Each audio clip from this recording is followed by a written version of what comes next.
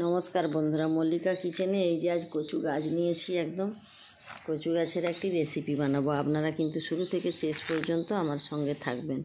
আর রেসিপিটি যদি ভালো লেগে থাকে অবশ্যই লাইক করবেন, শেয়ার করবেন, সাবস্ক্রাইব করবেন আর পাশে থাকা বেল আইকনটি প্রেস করবেন।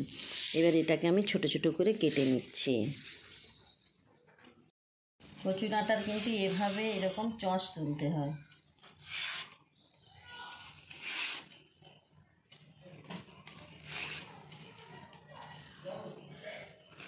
এবারে আমি সরু সরু করে কেটে নিচ্ছি। এইভাবে আমি সরু সরু করে কেটে নিচ্ছি। সবগুলো এইভাবে কেটে নেওয়ার পর ফের আসছি।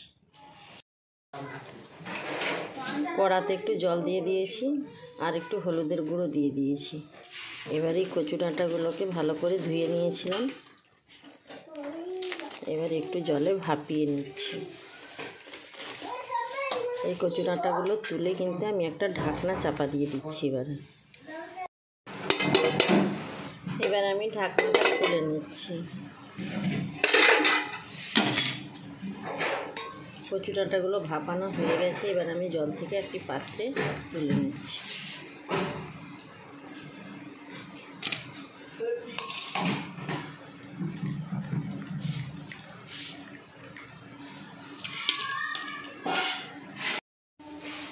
কড়াতে তেল দিয়েছি, তেলটা গরমও হয়ে গেছে। এবার আমি কয়েকটা চিংড়ি মাছ ভাজা করে নিচ্ছি।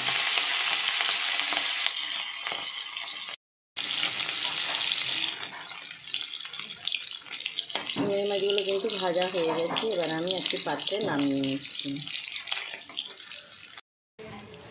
ওই মাছ ভাজার তেলেই গোটা জিরে, কালো জিরা, দুটো শুকনো লঙ্কা ফোড়নে দিয়ে দিলাম।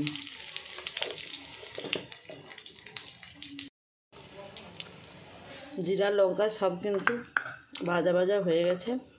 এবার কেটে রাখা পেঁয়াজটা দিয়ে দিচ্ছি। একটা গোটা পেঁয়াজ দিয়েছি। এবার পেঁয়াজটা একটু ভাজা ভাজা করে নিচ্ছি। পেঁয়াজটা কিন্তু নাড়া হয়ে গেছে ভালো করে। এবার কচু ডাঁটাগুলো দিয়ে দিলাম। অনেক কচু ডাঁটা কেটেছিলাম, এইটুকু হয়ে গেছে। এবার পেঁয়াজের সঙ্গে একটু ভালো করে নাড়াচাড়া করে নিচ্ছি।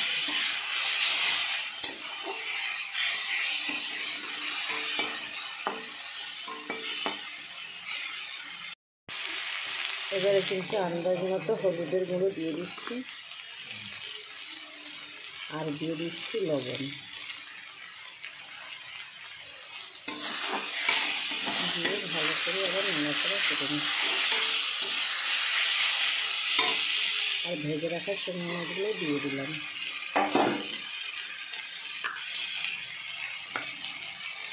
আর একটু নারকেল কোড়া দিয়ে দিলাম।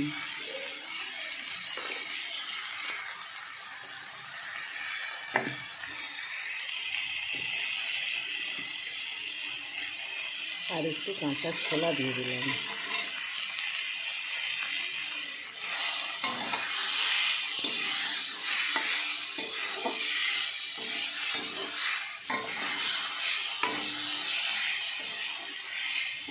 সব কিন্তু ভালো করে মেশানো হয়ে গেছে।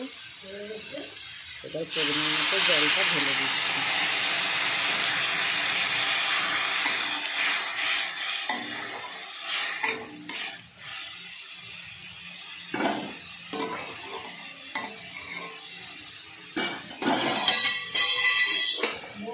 এবার একটা ঢাকনা চাপা দিয়ে দেবেন। কচু ডাঁটা কিন্তু রান্না হয়ে গেছে। এবার নামানোর আগে আমি একটু সরিষার তেল ওপর থেকে দিয়ে দিচ্ছি। এটাতে একটু তেল বেশি লাগে।